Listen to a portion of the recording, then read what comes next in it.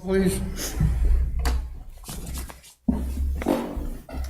Trustee Gergen. Here. Trustee Rhodey. Here. Trustee Belt. Here. Trustee Krasovich. Here. Trustee Kreiser. Here. Trustee Grabowski. Here. President Knutson. Here. Public hearings, we have none. Item 3, approval of the regular village board meetings dated from October 15 to 2024 regular village board meeting. Are there any questions or comments as it relates to that particular subject? If not, yes, I'm sorry. I was. Oh, we're going to go to the 19th. I'm sorry. My boo-boo. Okay, we're going to go to number 4 then. Citizen comments. This is an opportunity for citizens to share their opinions with board members on any topic they choose. However, due to Wisconsin open meeting laws, the board is not able to answer questions or respond to your comments. All comments should be directed to the board. Comments are limited to 3 minutes per speaker and will be indicated by an audible alarm. When the alarm sounds, speakers are asked to please conclude their comments. Speakers are asked to use the podium and state their name and address for the record. Is there anybody here that would like to make a comment at this time on any topic? Yes, sir.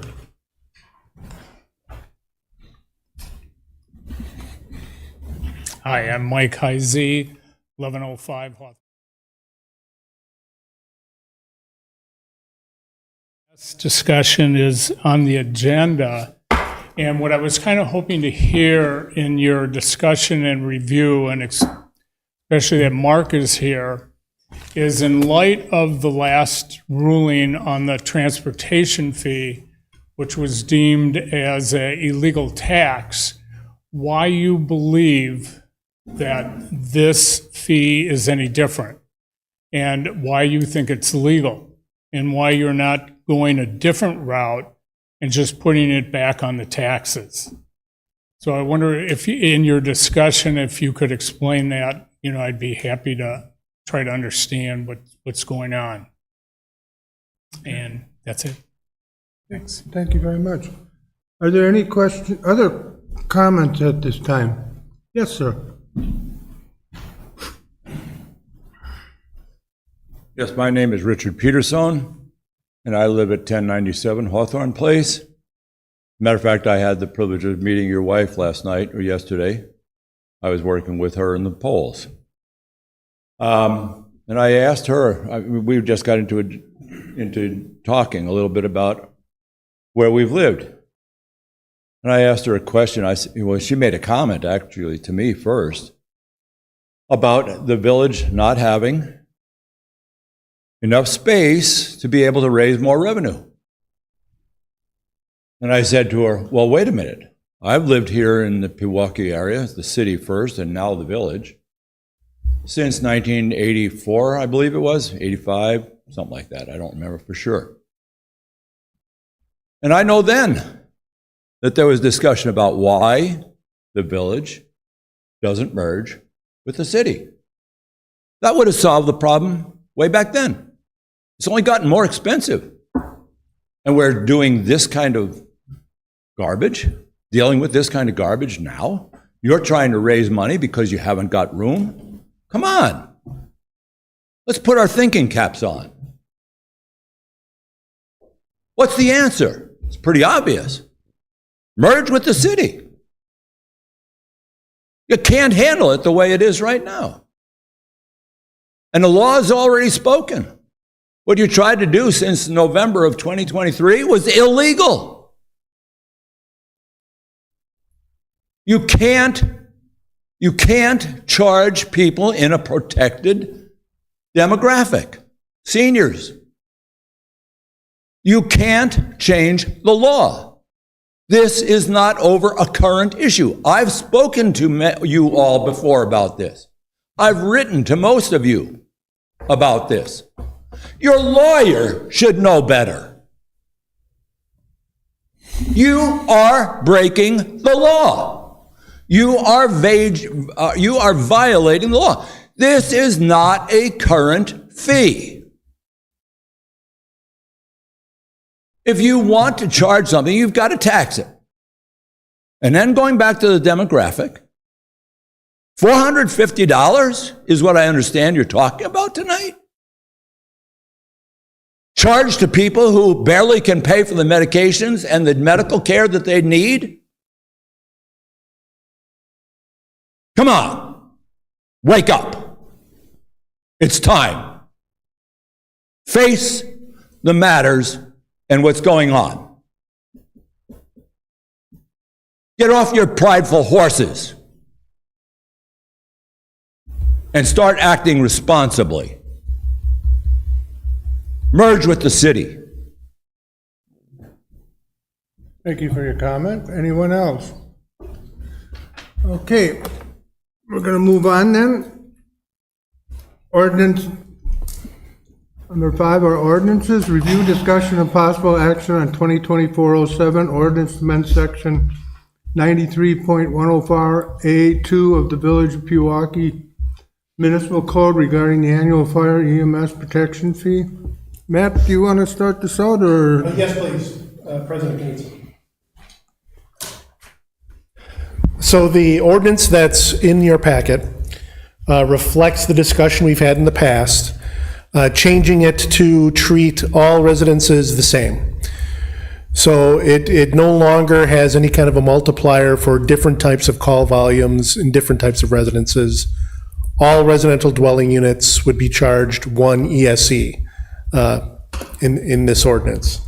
The only other change is that the ratio for the square footage units, the commercial, industrial, institutional units, was updated by Baker Tilly to make sure that their proportion within the total amount being collected stays consistent.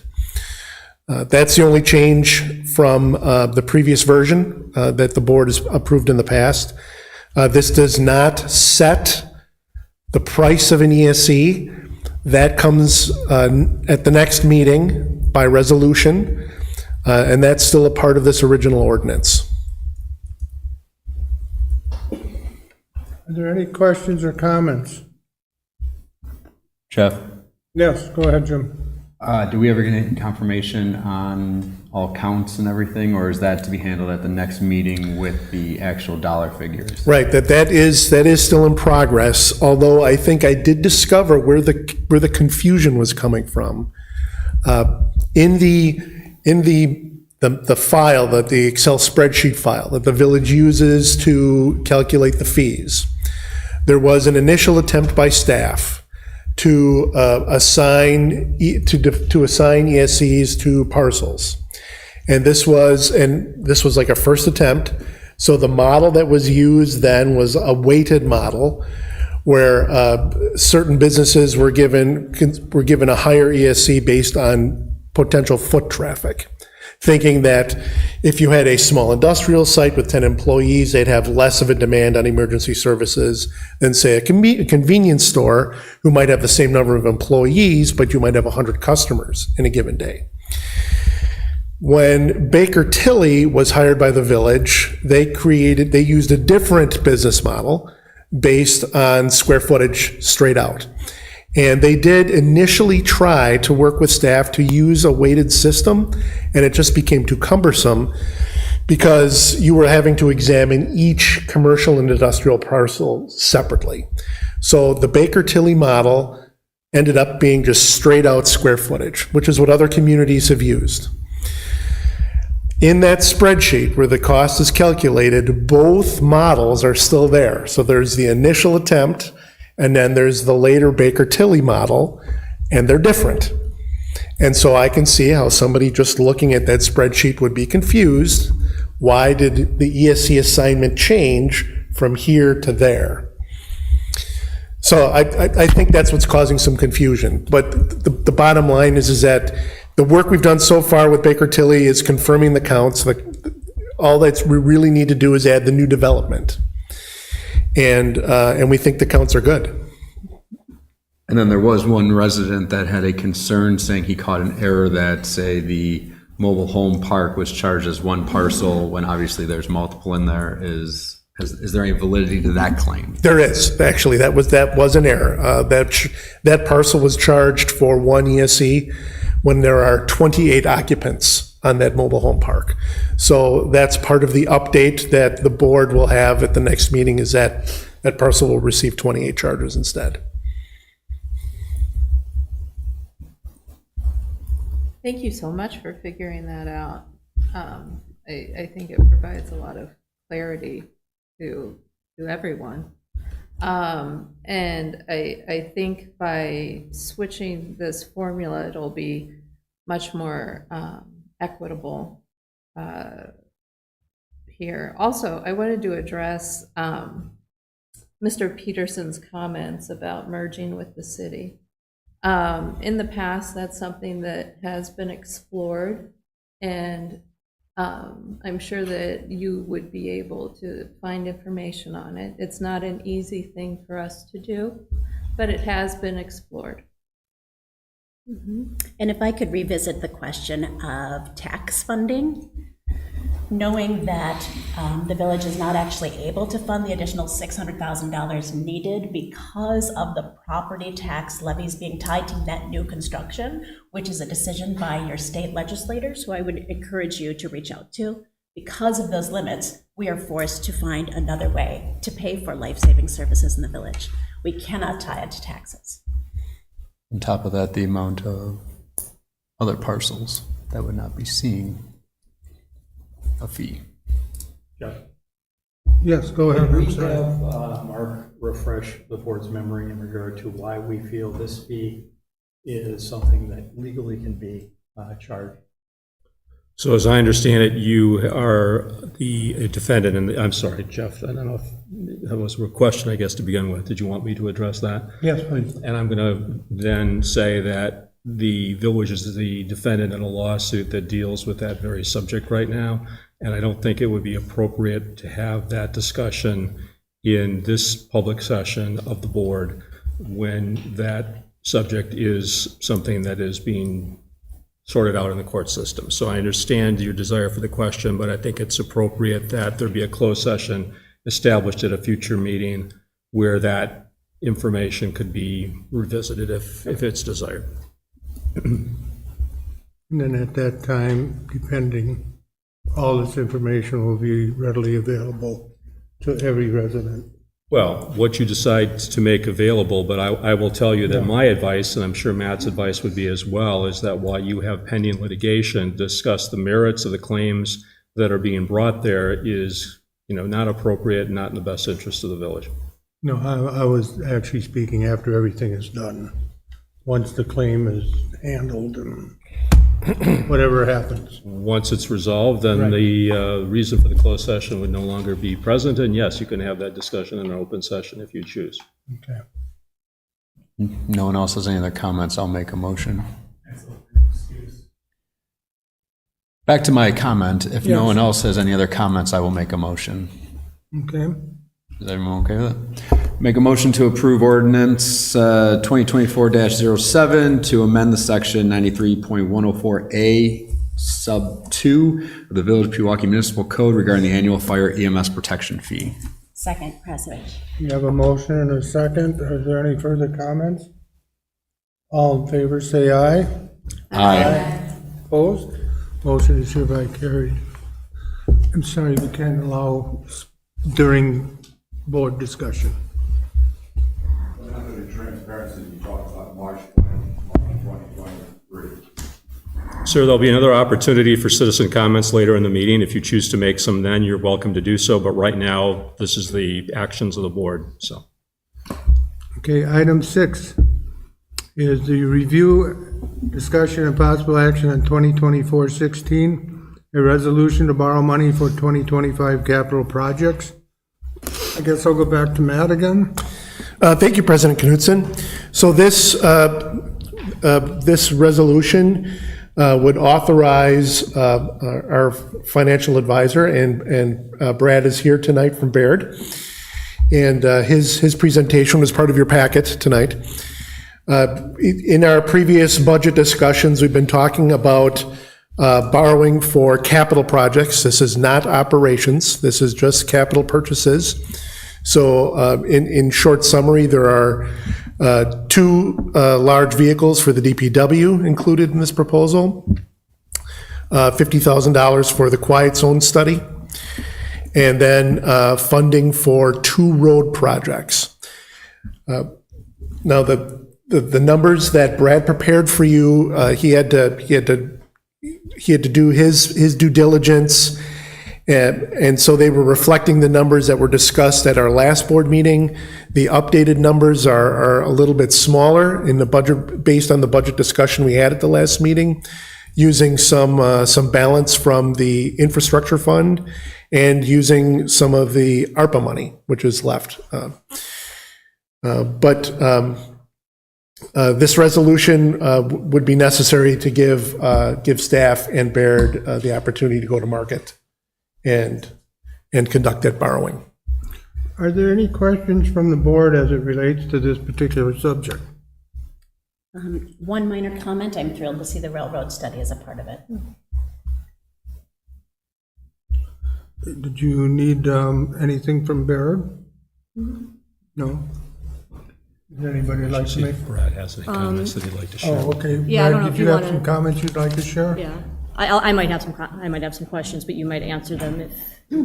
Sure. So in your packet, or attached with the agenda, was a presentation regarding this financing. As Mark indicated, the recommended borrowing amount is reduced to $1,031,000 from the $1,669,000 that was included in the plan I've attached. But conceptually, the process you're following is similar to the issuance you did earlier this year. This is a parameters resolution. That is a resolution that establishes a narrow set of parameters. Those parameters are met, the notes can be awarded outside of a regularly scheduled board meeting. So I've identified the parameters. 2 of the significant ones are, and there's others, but there's a not to exceed borrowing amount, and that obviously is we're only gonna borrow what you authorize. In this case, the recommendation is $1,031,000, and there's a not to exceed interest rate. So the interest rate not to exceed 5%. Based on current market, we're closer to 4% today. So we're not going to go out and find a 5%. We're going to go to banks nationwide and find the lowest rate we can for this obligation. There is a financing plan attached. I would just point out clearly the numbers here are going to change, but this does layer in with the village's existing debt. And it's important that this would close, if you decide to proceed with this, it's important that it would close this year so that this can be worked into your budget for 2025. Included in Mark's memo was just a comment that, if you recall, the village did a short-term note earlier this year, back in the spring. I'll be back in January to present the long-term financing option for that note. Because of the timing of getting this issue closed this year and the payoff date of the note next year, we were unable to combine these into one borrowing. So that's why you're going to see 2 separate financings. But I'd be back, it'll probably be the January meeting with another resolution. So I can go into more detail if you like, or answer questions. Anybody have questions of Brad? Yeah, this might be more for Matt than specifically you, Brad. Just from my general understanding from a budget standpoint. So the debt service payments we can include in our levy. But is that subject to levy limits, to our levy limit, or is that above our levy limit? That is added to the levy limit. So we can, sorry, go ahead. You.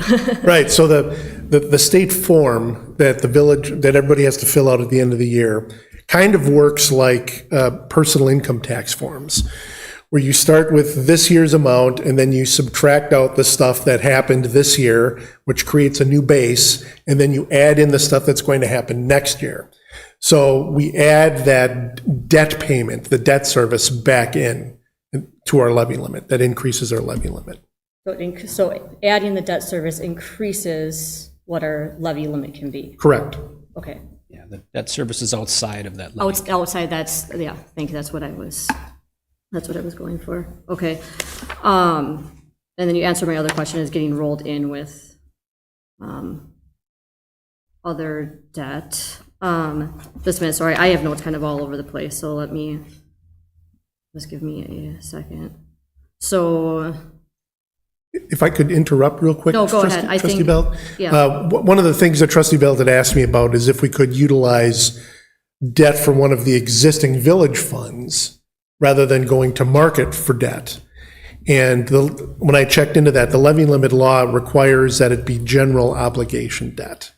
So if we were to borrow against, say, a fund balance in the sewer utility and then pay ourselves back, that wouldn't qualify for the levy limit. And I gathered that, and that's why I asked the question about the, what I just did, because I figured that our funding our own debt wouldn't fall into that. So that's why I was wondering if there was that differentiation between the two. So just so the board is aware of the discussion that I did have with Matt on that, was looking at some of our other fund balances and where we had some money sitting, is I asked about the potential of us borrowing from ourselves.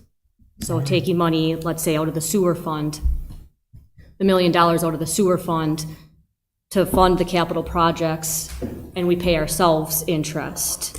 Say, pay ourselves, round number, 5% interest on $1,030,000, and then that would fund back into the sewer fund. So over the 5-year period, we'd accumulate $100-some thousand into the sewer fund, but essentially paying ourselves, just moving it around between funds. But that doesn't, from a cash flow in standpoint, obviously, I mean, that's us using our own cash and having to understand our cash, taking cash out of what we can use day to day, but then with that levy limit, that's why the question's being asked, we're able to, we can't include that in our levy was the point, because that was the kind of where my mindset was going, as opposed to potentially going external on that, since it was somewhat of a smaller dollar amount.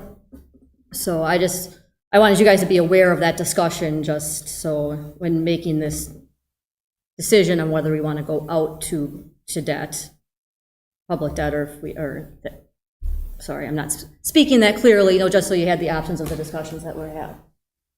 So what it boils down to is that going out is better than borrowing from ourselves. Or is it our only option? It's the only choice. It's the only choice. Well, it's not the only choice. We just can't include it in our levy limit if we do it internally. Right. That's the difference. And so.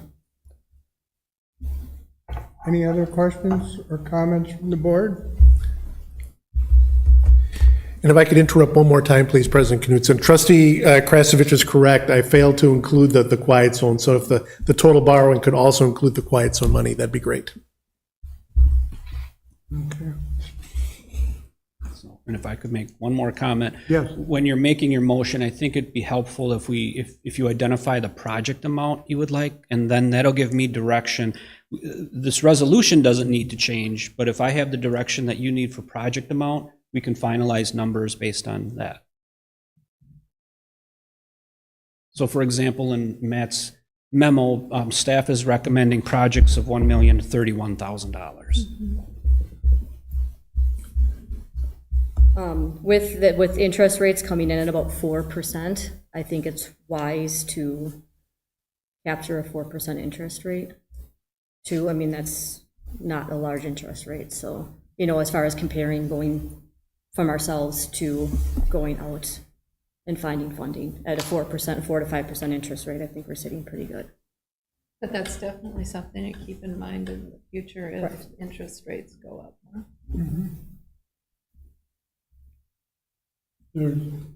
Any other comments? If not, would someone like to make a motion to that effect? Can I? Yes, but I don't have it. Just a minute. Can I make a motion to approve the financing up to the limits presented? Is that good enough, or do I need more specifics, Mr. Attorney? I think you've been directed to give the amount, which is, as I understand it, $1,031,000 for the financing that you're seeking that Baird put out to market. Okay. I make a motion to give Baird the authority to go out to market to get funding for $1,031,000, up to $1,031,000, and up to an interest rate of 5%. So, just to clarify, Yeah, sorry. no, that's fine, that's perfectly fine.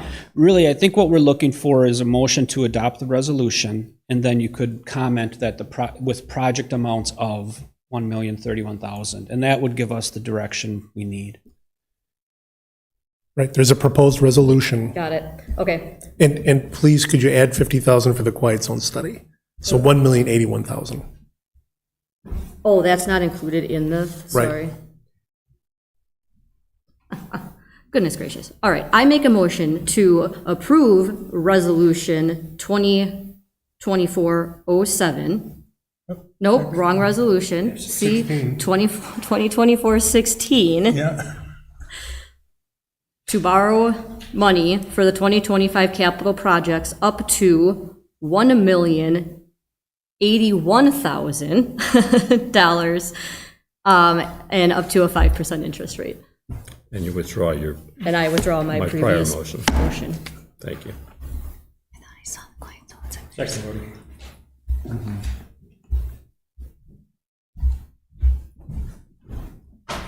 Okay, we have a motion and a second. Any further discussion or comments? All in favor, say aye. Aye. Opposed? Resolution 2024-16 is hereby adopted. Thank you. Thanks, Kelly. I eventually get there. Item B, old business. Item 7, I'm sorry. Discussion and possible action on view of the updated draft of the 2025 village budget. Matt, would you like to give us an overview? And I'd like to thank you and staff for all your hard work, especially since you haven't been here that long. Yes, thank you, President Knudsen. So in our previous agenda item, we talked about some of the differences in financing that resulted from the last board meeting. I also had some input from Trustee Belt regarding the sewer utility based on her experience with the Lake Area Sanitary District, is that the right name? Okay, close. Lake Pewaukee. Lake Pewaukee, okay, thank you. Thank you, Brad. We updated some of the interest that we anticipate from our local government investment pool. And then we offset with a decrease in taxes to match that anticipated interest coming in. But the biggest change was we had the updated numbers for fire service from the city, which are admittedly very large. And so the anticipated fire fee to be implemented for 2025 is also incorporated. I've had some follow-up questions from one trustee, and so I think it's prudent for me just to confirm the math before the public hearing, because those numbers are significant from the fire service.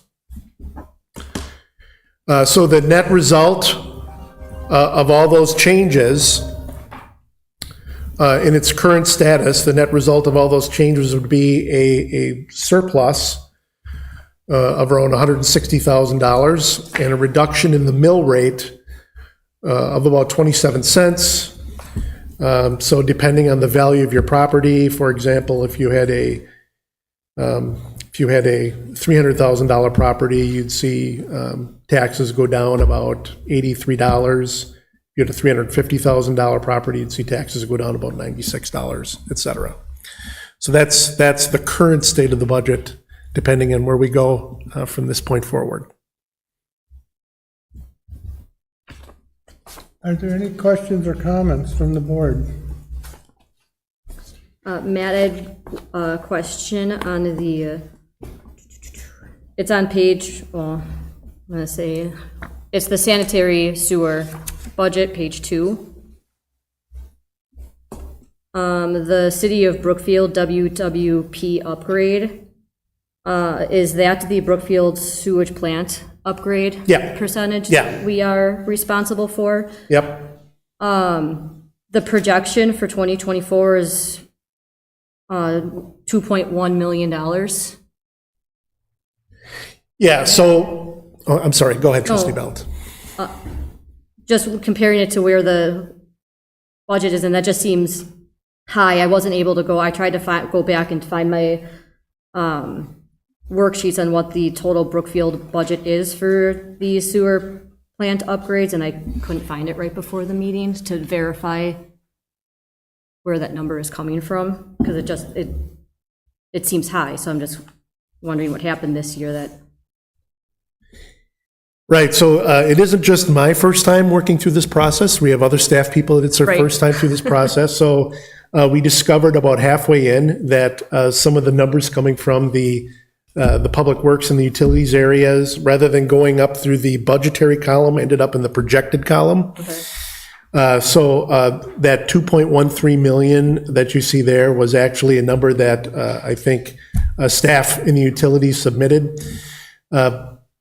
In preparation for this meeting, I was attempting to nail that down because I noted that discrepancy. I could not tell based on what we paid this year, if the $845,000 in the budget was sufficient for 2025. I don't know if Dave, if you have any comment on that or not. Do you know off the top of your head what your percentage is? I do not. I think that if I'm reading this right, our contribution for 2025 was supposed to be 722,000. I think that was the treatment fees, not the Brookfield sewage plant upgrades. Agreed. Yeah, there's two things that we pay to Brookfield. Yep. So we pay them based on volume to treat our wastewater. And that's the 723 that's in the budget for 2025. And then we also contribute as one of the for their plant upgrade, as one of the communities that we send our effluent there, and that's what required them to upgrade their plant. So it's not, it's just something I think we just want to follow up on, just to make sure that we get that number concrete, because the 2.1 million just stood out at me, because then we are looking at, that would significantly hit our sewer fund balance. Right. From a cash standpoint, from, when we have 3 million sitting in, if we hit it with 2.1 million this year. I don't think that that is an accurate number, but, just from looking from a cash flow standpoint and what what we're projecting our fund balances to be for the end of the year and into 2025 from a budget standpoint. Just making sure that we have accurate 2024 projections to be able to go to 12/31 to 25, and then make sure that we're accurately budgeting that line item for 25. Looks like we kept it consistent year over year. I'm sure it is, but I just based on what our percentage is and what Brookfield's estimate is on cost, just making sure we have that. That's a number that we can probably dial in pretty easily. So that 2.1 just happened to stand out at me, that's all. Good catch. One question is, am I missing on page 4, so the final page of it, I guess 40 of our packet, but the 2024 budget number for revenues, is that a typo at almost $17 million? Because when I was looking at it before, things just weren't adding up just visually, but. What page 4 are you looking, because I think. So the general fund. The last page of the budget for the general fund. Yeah, that's right. That would probably be a typo. Okay, because I'm gonna say, if we're pulling in 17 million, I don't think we need to be having these discussions about borrowing money, so. Yeah. Okay. I will correct that. All right.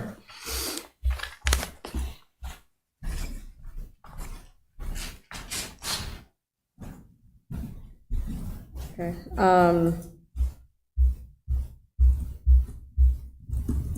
I think that's all let me check just a minute. I'm happy that the police realized that we just needed to buy parts for the existing ones that we have, opposed to new ones, as I had suggested before. So that was good to save $50-some thousand. I saw that. Yeah. That was nice to see. That's good. Yes, good catch, trustee Grabowski. So did the city say why the budget went up so much? Well, this is something I need to confirm that the math works out this way, but there's a couple of different forces at work. So first of all, the overall cost of the fire department went up 4%, and that's a relatively large number. I want to say that's almost $3 million in operating budget all by itself. And then our amount, the percentage of runs was 37%. So when I understand, that's 2023 numbers. And what I haven't nailed down yet is if that's an increase over 2022. So we're responsible for 37% of that cost. And then per our agreement with the city, our contribution to that, they allowed us to increase it over time. So in 2024, we paid 90%. Next year, we're due to pay 92%. So all the way that math ripples out is a big number, the $475,000. So I need to confirm that that's accurate with the city, because that's a big number. Are there any other questions or comments? Oh, Matt, I see it's on for action. Are you just looking to get approval of the way it's presented this evening, and then at the next meeting, we're going to approve each individual? It's each one individually? So the reason that I propose that it have action, even in these preliminary things, in case there's disagreement among the board members. So if the board members were to have a difference of opinion as to what change would need to happen, it would give the board an opportunity to have a vote, and then that would give staff clear direction as to what direction to take with the result of that vote. But pending no difference of opinion, there's no action to take tonight. It's really just feedback for staff to prepare for our public hearing and then the approval of the budget at the next meeting. Did you get what you needed? I did.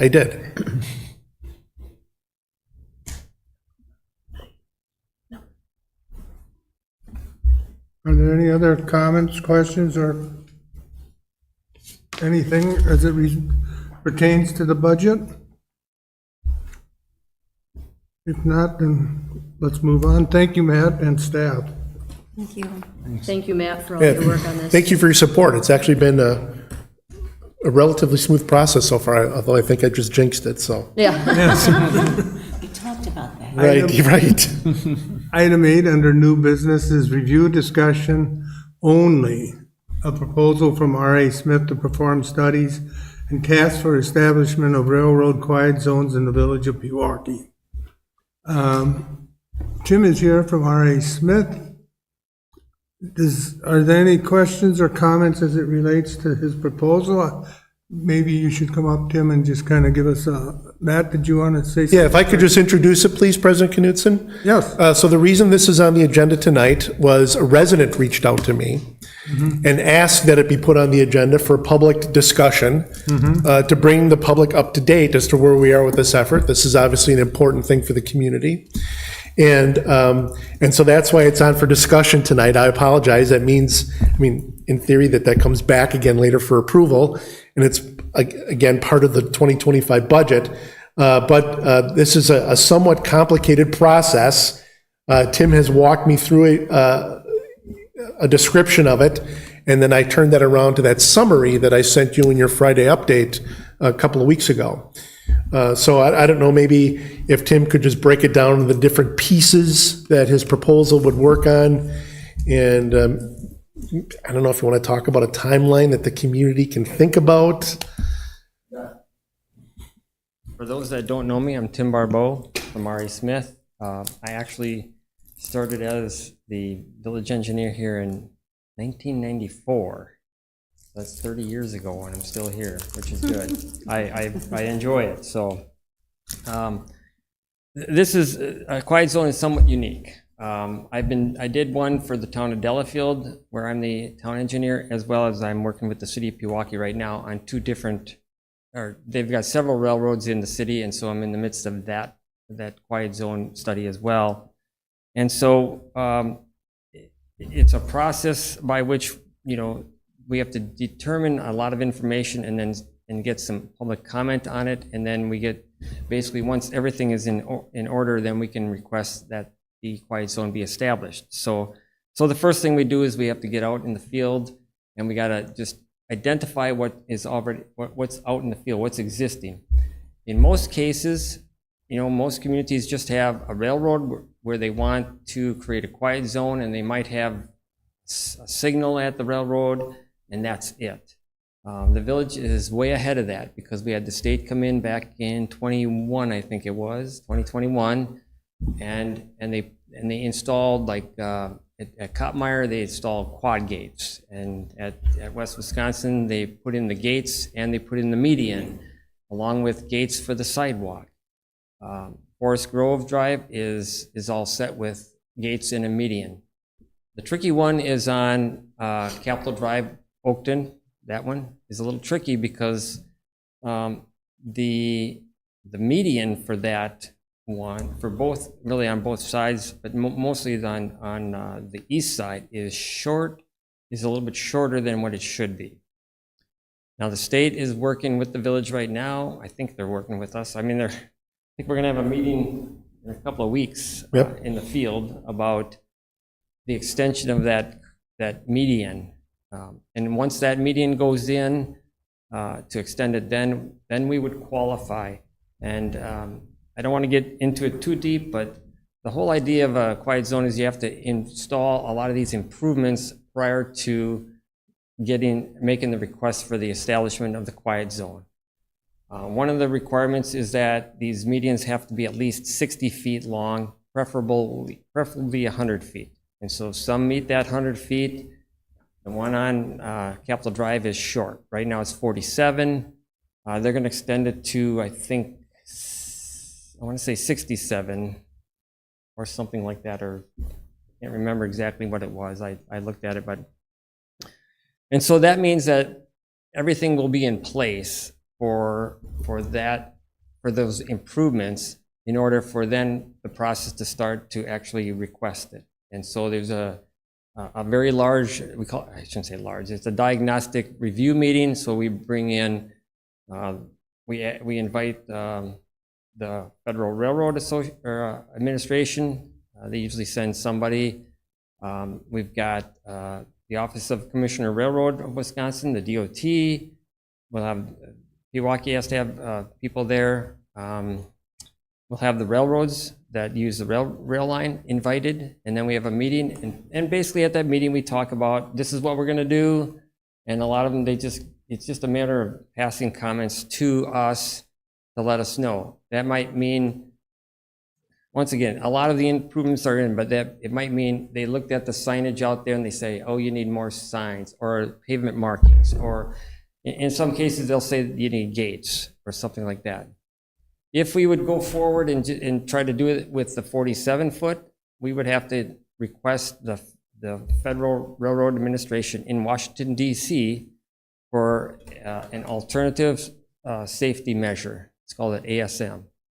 All the gates that we put in already are supplemental safety measures, and if we can put all those in, if we have them all in place, then we're basically allowed to get that quiet zone. It's really not a formal approval. They just say if you have everything in and you submit it all and they accept it, then we can establish it. So if it's an ASM, it goes to the federal government in Washington, D.C., and they tell us it takes at least a year to get that taken care of. I've got one in right now for the city of Pewaukee. We sent it in June, and they haven't looked at it yet. So That's only if we're going with as is.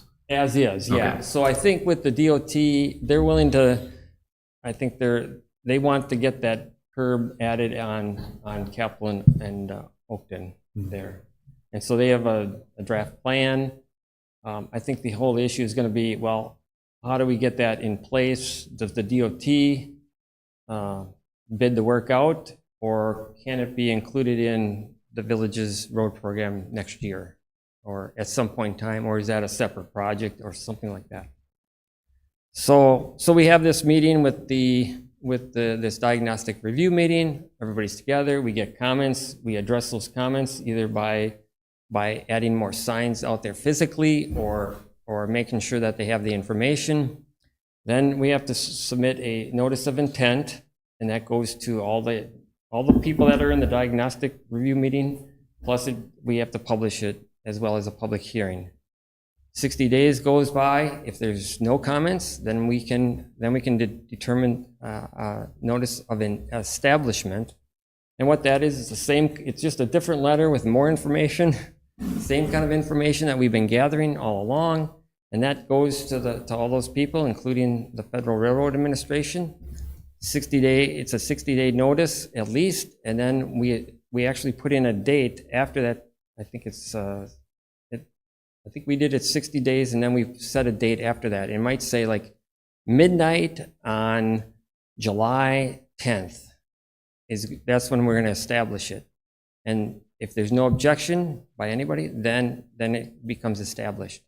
And the reason they have for the establishment, why it takes so long for that, is they have to notify the railroads of where that quiet zone is, and they all have computers on the railroads. Believe it or not, they're all computerized, and they have different engineers, and so they need to get that communication out to those railroads that use those tracks. And so it takes time, and they got to get that all in place. And I just want to make sure you know that if you create a quiet zone and someone is on the tracks for some reason, they will blow the horn. Okay, they will do it in emergencies. Good. And my experience is that as much as we can do to establish it at a certain time and think, well, all those engineers and railroad companies know all about it, they probably will not do it the first couple of times because they're so used to doing it, or you get different people that don't understand it. So that has happened, and I just called the FRA rep in Wisconsin, and actually he went out there and tried to identify and talk to people, and it takes a little bit of time, maybe a couple of weeks, and then they get it. Then it's going. So our work really is to kind of gather all the information. We meet with the village staff to kind of review the information that we have. We have our diagnostic meeting, and then all the coordination and paperwork that goes along with submitting for the notice of intent and the notice of establishment. I think that the village is in a great shape. Like I said, I think we have, other than that median on Capitol, if we can get that in, I think it would go pretty smoothly. From a timing standpoint, I would say that this first part can get done probably in 2 or 3 months. We do some traffic counts out there because we have to update their. They have a crossing form, a U.S. Department of Transportation crossing form that has to be updated with traffic counts. We probably won't get those until March, just because of the snowfall, March, April. So that would be almost like the last thing we get. And then once again, we get if we have this diagnostic meeting, probably we get that next notice out within a month, and then 60 days, so you gotta wait another couple of months. So we're talking probably fall before it could really happen, just because of the timing of all these notices and how long they take. But to clarify, we can proceed with the study and everything else prior to actually constructing the extended medians? Or are we waiting until those medians are finished before we actually start anything with the study? We would not want to submit like the notice. Not submitting, I'm talking your study of it. Yeah, we can start the work. Okay, so you could do your portion prior. Up to the point of that notice of intent. Correct. Because we want to we want to show in that notice of intent, the drawing that says that that median is in, and they'll want pictures, that median is in, so that they can say, okay, you have all the improvements already in place. Yep, I'm just making sure that we can be progressing on this so that when that median is done, then it's the submittal, 60-day period. Whatever, 60-day period, and then it's approved. That would be the ideal, is like, get everything done, get that diagnostic meeting done, make sure that we're covering everybody's concerns, and then we can then just wait for that construction to get completed. Okay, Submit. great. I'd like to ask if it's possible to document this information in a way that I have a reference, because there's no way that I am going to be able to repeat this information with all these moving parts. And I know a lot of our residents are really concerned. We about do this. have a portion on the website Yeah. for updates that I don't think has been updated since, I don't know, the Reagan administration or something. So It might be time for an yeah, update. it might be time to put another bullet point arrow to give updated information now that we have a actual Timeline, plan yeah. and timeline. I think, I mean, Matt's summary was, I think, a good thing to put on the website. We can review that and make sure, but I thought that was a good summary of what we have to do. I don't know if you want to get that detailed about what we have to do, or, Just needs to be, but I like details because I think it's a way for us to measure progress in the eyes of the constituents. I agree with Trustee Krasovich. I think that this project has been dragging on for years, and having the documentation for it allows us to make sure that we're all on top of where we're at in the process. I think the key to that was that Capitol Drive, Oakton situation there, that, that median just didn't extend far enough, and I think it's better to wait and get that done. I mean, make sure that that's in place so that it's They'll say yes. I won't say a rubber stamp, but because they don't. Yeah. And will it be? They don't give us anything that says you have established it. They just say at that date, it's established. It's very weird. Ooh, the very government, weird. it's fascinating. So will it be a problem if we do the traffic study in March or April, which are not as busy as the summertime in Pewaukee? No, I don't think so. I mean, I talked to our traffic engineer that's working with me on this, and he said that wouldn't be an issue. Okay. If you want us to do it now, we'll do it now. If you want to get it done, I mean, might as well. But that's.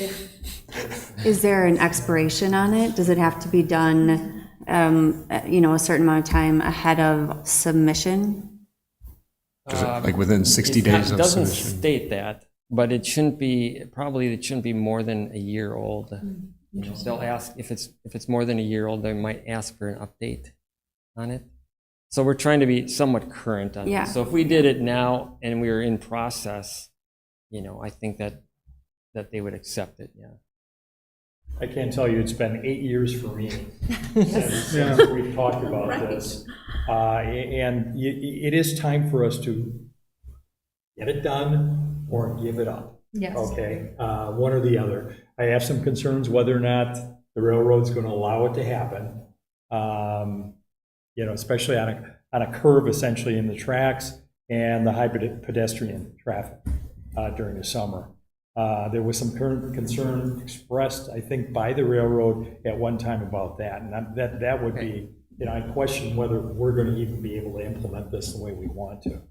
Now, the sidewalks on Wisconsin and on Oakton and Capitol, they actually have crossbucks on the sidewalk. So that is, I mean, that is a concern, I'm sure, from the railroad, but there are, safety measures that are in place right now that they should take into account for us.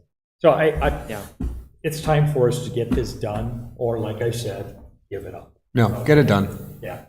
The other thing that I should mention is that the board will have to do a resolution supporting this Can we at do it some now? point in time. So, I know we can't. I just want to, if there is, I mean, if you're not, if you don't think that something like a resolution is going to pass, then then it's not worth my time to do all this work, because that has to be sent in and they look at that for sure, so.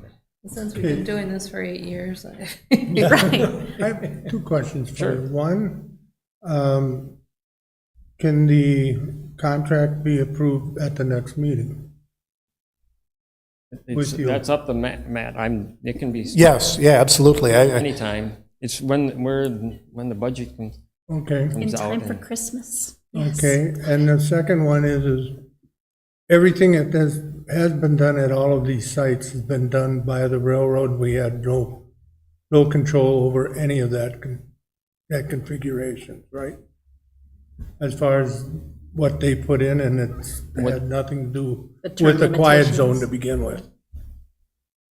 Right, you're saying that, that's the question again. The increased safety measures were done at the request of the Safety railroad. measures and changes in road and everything like that was specifically told to us and done by the railroad, and the village had nothing that we could do to say no, right? Part of the closed corridor project.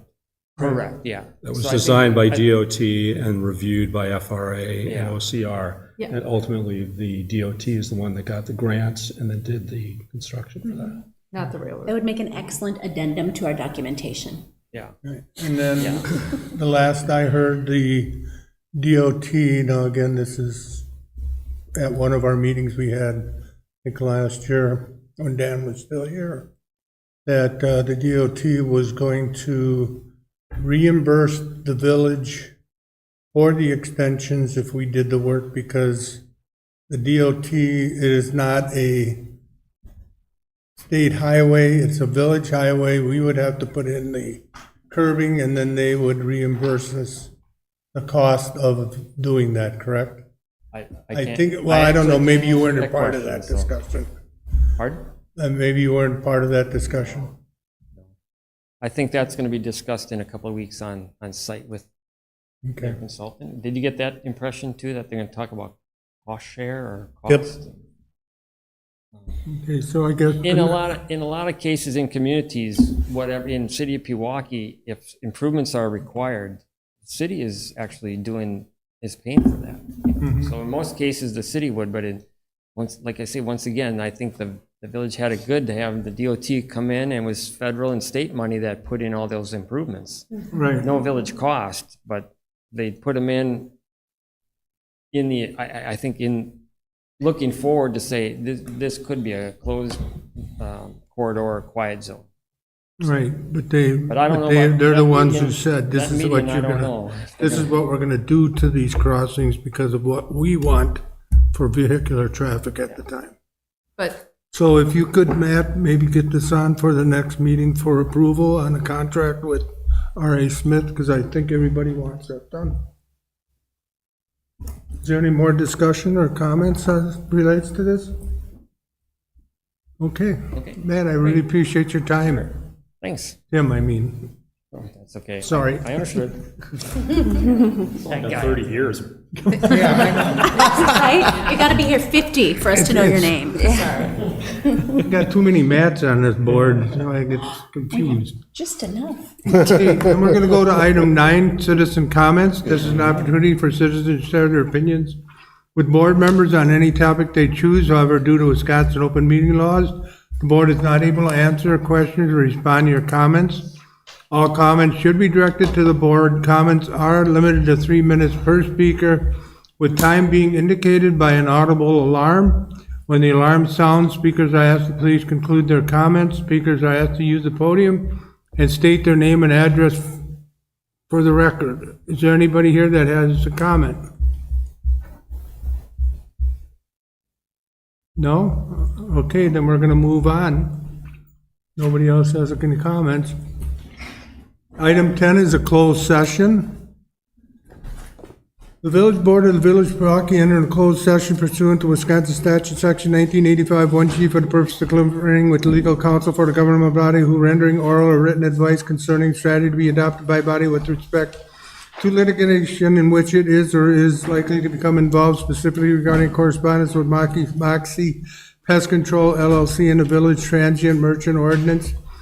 pursuant to Wisconsin statute section 1985 1C to consider employment, promotion, compensation, or performance evaluation data of any public employee over which a government body has jurisdiction or exercises responsibility, specifically regarding village police clerk, clerk of court, and pursuant to Wisconsin section 1985 1E for the purpose of deliberating or negotiating the purchasing of public properties, the investing of public funds, or conducting other specified public business whenever competitive bargaining reasons require a closed session, specifically regarding letters of intent to purchase water tower lease agreement at 1010 Quinlan Drive and 1515 Sunny Ridge Road. I'll look for a motion to go into closed session. Motion to go to closed session. Rudy? Second, Krasovich. Roll call vote, please. Sorry. Trustee Gergen. Yes. Trustee Rhodey. Yes. Trustee Belt. Yes. Trustee Krasovich. Yes. Trustee Kreiser. Yes. Trustee Grabowski. Yes. President Knutson. Yes. We are moving into closed session.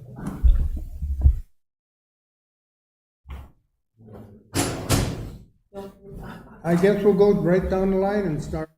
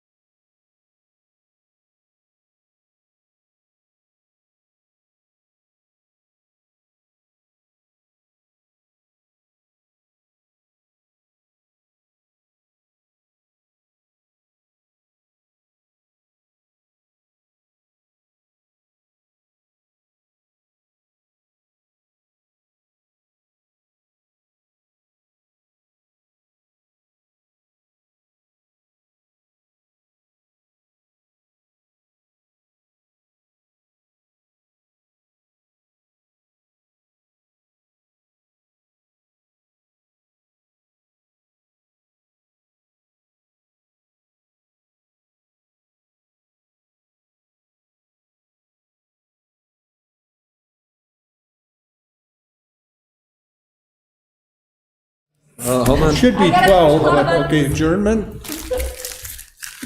Heather made a motion to adjourn. I'll second that motion. Any comment? All in favor, say aye. Aye. Opposed? We are hereby adjourned. Thank you, everyone. Thank you. Hope you have a really nice week. VFW is having